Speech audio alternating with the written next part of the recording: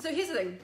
A lot of the times what people do is they're waiting, like literally waiting to be the next part of themselves. Like we know within us that there is more what's available.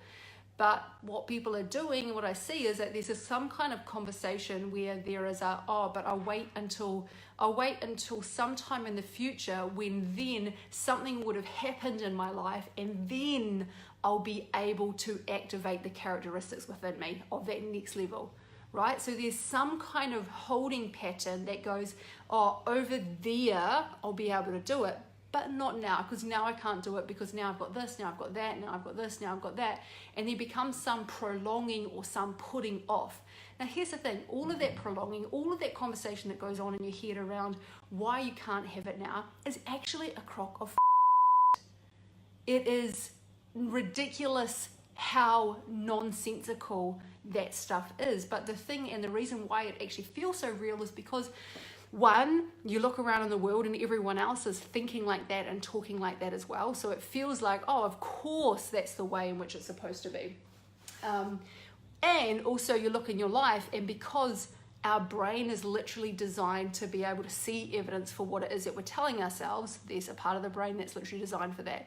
We look around into the world and we see evidence for what we're telling ourselves. So if we're telling ourselves stories of I can't have that now, or I can't be that now, or who am I to be that now, or little old me, or it's too hard, or I'll have it then in the future, or any of those stories, we'll absolutely freaking see evidence of that in our lives. See, one of the things about being the next level version of yourself now is that all versions of us exist simultaneously.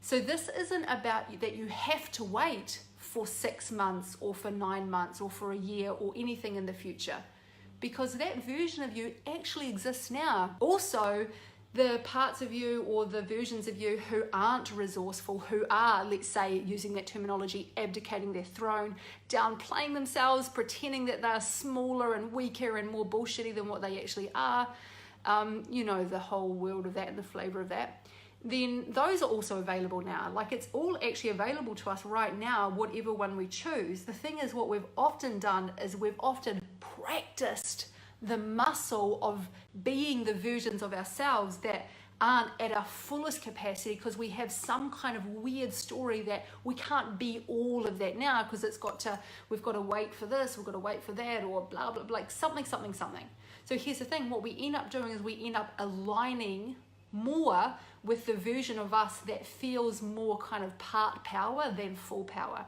And here's the thing, we always get to choose what we align with.